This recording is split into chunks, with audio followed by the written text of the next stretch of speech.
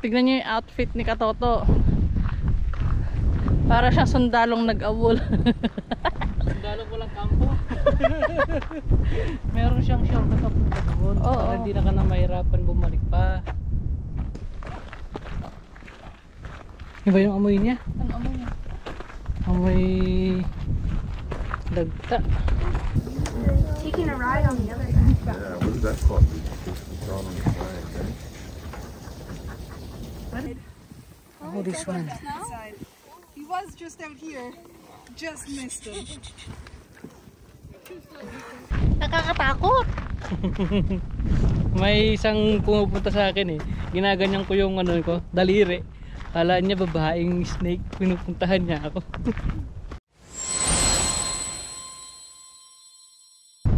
Kala namin mga Katoto, kami lang yung pumunta dito. Marami din pala pumupunta dito. So yun yung parkingan nila. Nakapark kami doon. So maglalakad kami mga Katoto ng 3 kilometer daw yung trail nila. So along the way, sana makakita tayo ng garter snake dito sa lugar na ito. So ang lugar na ito mga Katoto, isa sa pinakamaraming garter snake sa mundo. Ang bilang daw ng garter snake dito ay nasa 70,000 na garter snake. 70,000. Wow. So mamaya titignan natin, maglalakad-lakad tayo kung lumalabas na ba talaga sila ngayon na panahon na to. Kasi sabi last week of April hanggang sa 3rd week of May, doon sila na lumalabas para mag-mate sila. So titignan natin mga Katoto. So meron silang mga picnic table dito mga Katoto. Ayan. Pero wala lang sila ditong bilihan ng mga pagkain. So ang ganda ng design nila. Kaya nga, lahat naman yun. May bato. Tapos merong ganito. So naka-privacy nga naman sila. Oo. May bato no. Bawat ano nila oh. Bawat picnic table nila may bato. Tapos may design na kahoy. So yan, maglalakad tayo dyan sa may bus, sa may trail nila dyan. Ito yung makikita natin mga Katoto. Garter snake. So leave the female snake alone. The big and the fat one. So yun yung pinakamalaki. Pinakamalaki, yun yung babae. So pagka nakita natin, maramihan silang ganito. Para silang spaghetti. Mostly mga Katoto, lumalabas daw sila sa mga singit-singit na bato. Ayan. Diyan sila nagsisilibasan. Kasi nagkatago sila dyan tuwing winter. Summer, so lumalabas sila pagka mainit na ganito yung panahon. So outfit check tayo mga Katoto. Mayroong sombrero, may bag, may tinapay, may tubig. At Sige. syempre may pagkain. Si Commander meron siyang sombrero. Yan, yung salamin niya. Mainit daw sabi. Tapos yan, rubber shoes kasi trail nga yung pupuntahan natin. So dapat handa. Dapat daw may bota, kaya lang Oo. ayaw ko magbota. Kasi iniisip ko mga Katoto, baka kasi dahil nagtaglusaw yung yung snow, baka maraming putik ba, maraming basa. So mas maganda na yung handa dito mga Katoto. Puro mga halaman na walang dahon. Ang hangin. Mahangin nga lang no. Parang tayo si Kuya Kim dito. Kuya Kim, ano na? Dami ng tumbahan no. Pang kahoy, pang luto-luto ba? Oo. Sa Pilipinas yan, wala ka na makikitang ganyan. Wala. Nakahoy na yan. Ay dito, tingnan natin dito. Sinkhole dito ba? Ha? Sinkhole daw dito. Sinkhole? Tingnan natin to, baka meron dito. There were 2 little ones. Nasaan kaya dito sila? Ayun, ayun oh. Oh yeah, that's the small one. Maliit lang siya yan. Pumunta sa bato. Meron din dun. Meron din doon. Hindi yung marami tayong makikita dyan. Sana matiyempuhan natin na sila. Baka sila. Ayun pa yung isa. Take a picture, so she said, Sadie, smile. Ayan. Mostly kinakain ng owl at saka ng uwak. Tignan nyo yung mga puno, mga katoto. Talagang walang mga dahon. Parang ghost town dito, no? Pagka ganitong panahon. Meron naman silang CR dito, mga katoto. Kaya kahit na naihi ka sa lakaran, meron silang CR dito.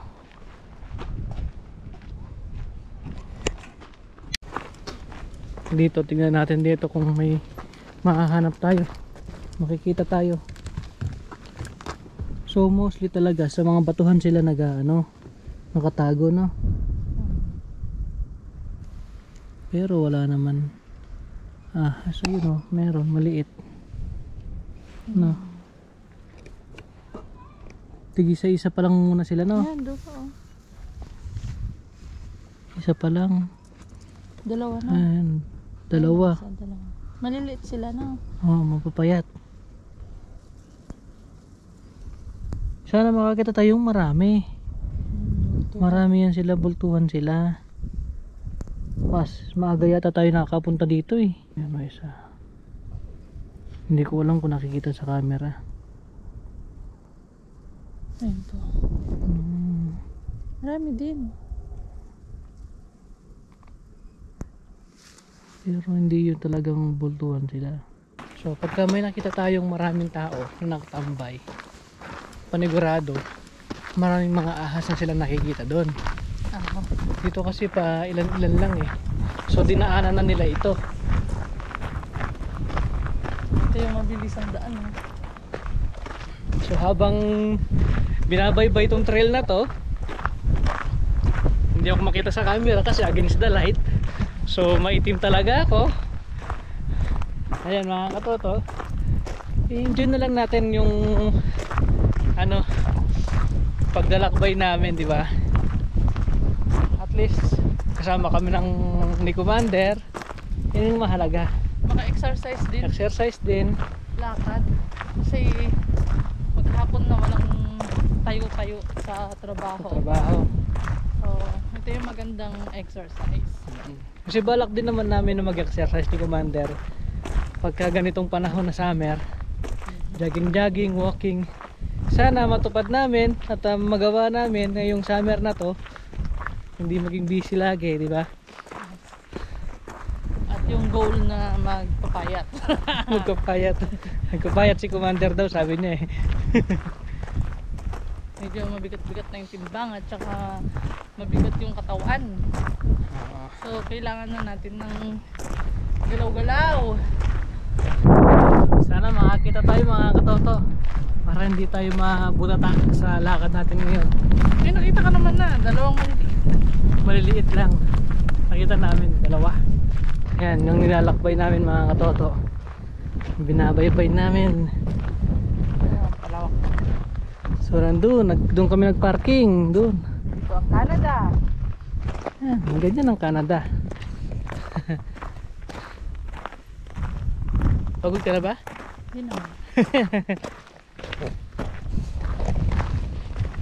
Canada pa more. Look at that. Yung mga gustong pumunta ng Canada, ito ang itsura. Kaya kung gusto mo na maglakad-lakad at mag-exercise, punta ka lang dito. Tuloy makikita mo na yung mga ahas. Mga ahas. Ahas dyan. Charot. So, tignan nyo yung outfit ni Katoto. Para siyang sundalong nag-awol. Sundalong walang kampo. Si Kuya Kim, ano na? Kuya Kim, pagod na.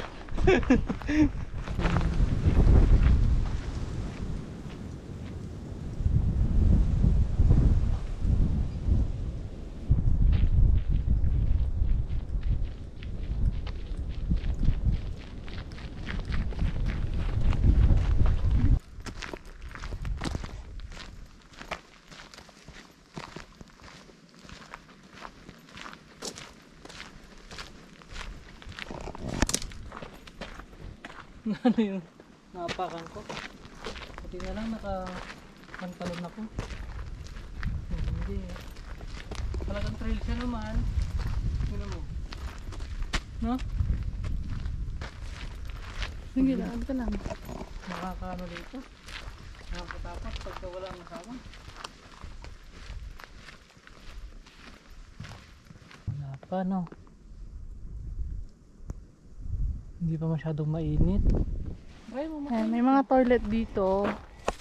Dito, pag nandito ka na sa kalagitnaan, may mga table din. So, kung meron kayong mga dalang pagkain, pwede kayo mag-stay dito. Tapos, doon may toilet din doon. Doon, toilet yon. Tapos, lakad ulit. Medyo malayo-layo pa. Sana merong ahas. Sa bagay, bakit nga ba naman tayo pupunta pa sa maraming ahas? Marami naman dyan sa mga gilid-gilid. Charot. Baka katabi mo pa nga eh. May ano dito, no? Ito yung shortcut. Meron siyang shortcut na punta doon. Oo. Para hindi na ka na mahirapan bumalik pa. So, doon, parking lot. Dito, snake din lang na. Kaya naman, diretso pa rin mga katado. So, 3 kilometer daw tong ano na to trail na to. So, mahaba-haba pang lakaran tong gagawin natin para makahanap ng mga ahas dito sa Canada. Yung bag mo katoto, ano bang meron dyan? Pagkain, saka tubig, saka sambra, jacket. Bakit? Baka malamig kasi. Ayoko malamigan yung asawa ko. Wow! China all! Ayan o, basa din yung mga yan o. Oo nga, bakit nga? Ewan ko nga bakit basa ito. Ay hindi, dagta ito. Ayun o, dagta. Parang ano no, parang dugo sila no. Ako umiiyak. Parang dugo, ayun o. Ito pa o. Ay o. Dagta. Dagta siya. Baka pain ang hihit ng ano yan. Pain ng naman. Kabaho. Iba yung amoy niya. Ano amoy niya? Amoy dagta. So dito mga katoto, marami-rami ng mga tao dito. So ibig sabihin, kung hindi napagod yung mga yan, meron ng mga ahas na nakikita. Tignan natin. So dito, titignan natin. Laki ng aso. Dito tignan natin. Wala pa masyado yata. Ayun, meron na. Medyo marami-rami ng konti dito, mahal. Baka mahulog ah. Ayun oh. Marami-rami na. Ayun pa oh.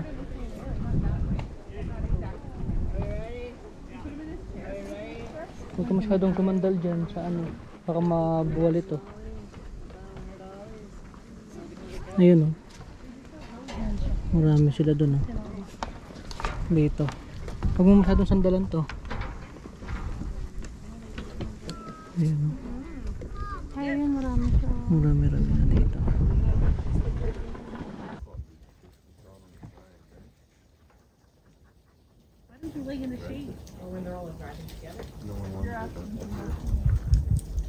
Like logic and reason. He's like around the corner of the thing. Like, no, check out. They have to carry you around. He lives a hard life. No one gives him attention. Baby. Don't talk to me. I don't know. Get out of here.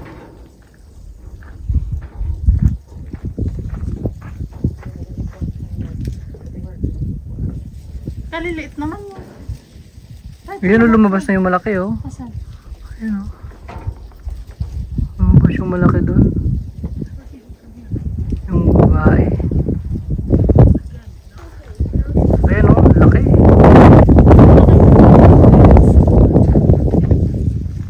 That guy's going towards Ang dami nila no.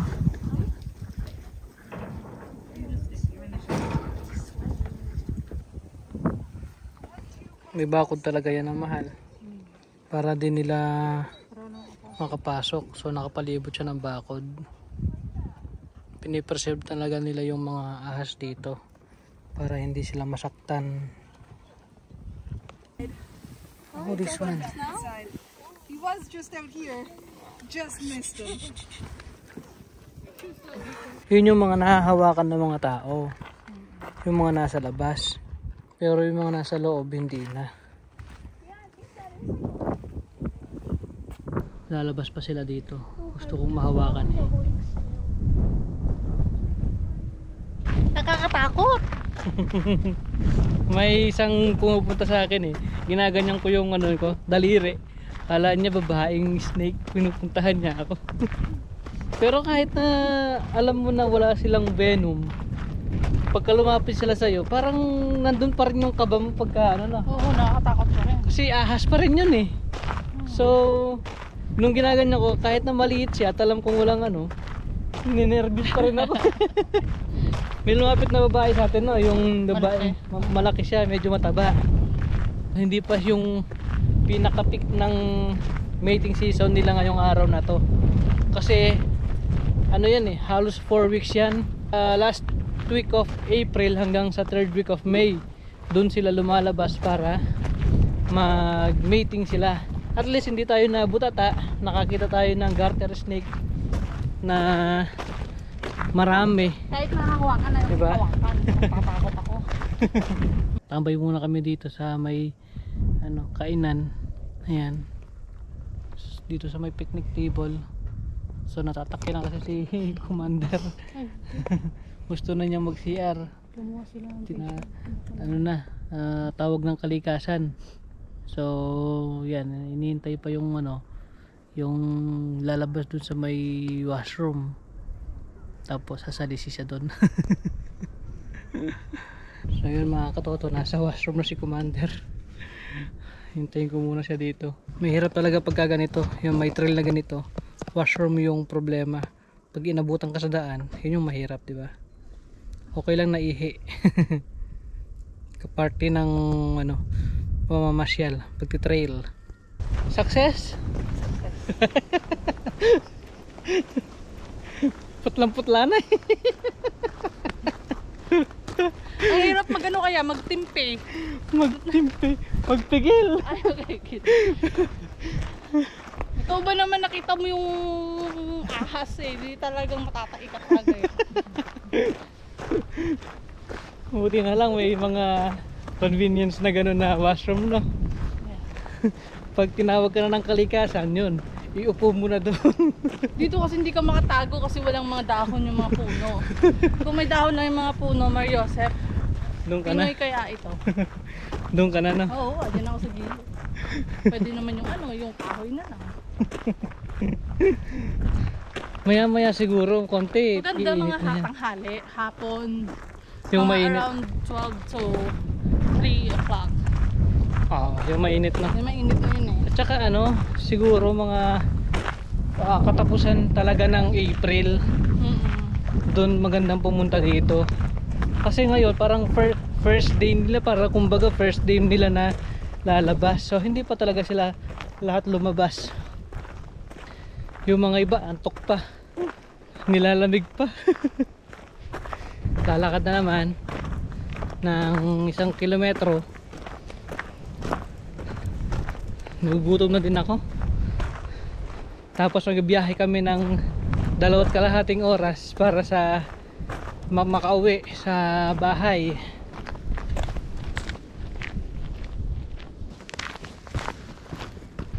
Kain muna kami mga katoto.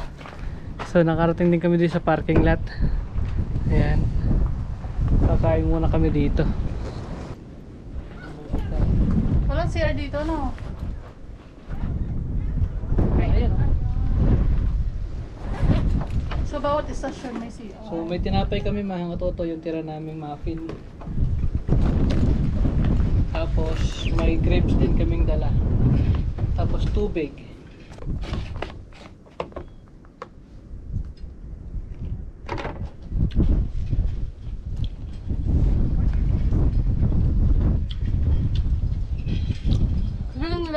kasi ng mga bato dyan.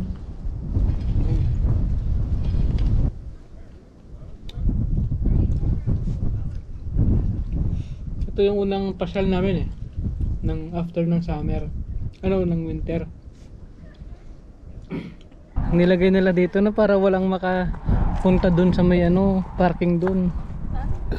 Para walang makaparking dun. Hinarang nila yung mga bato-bato.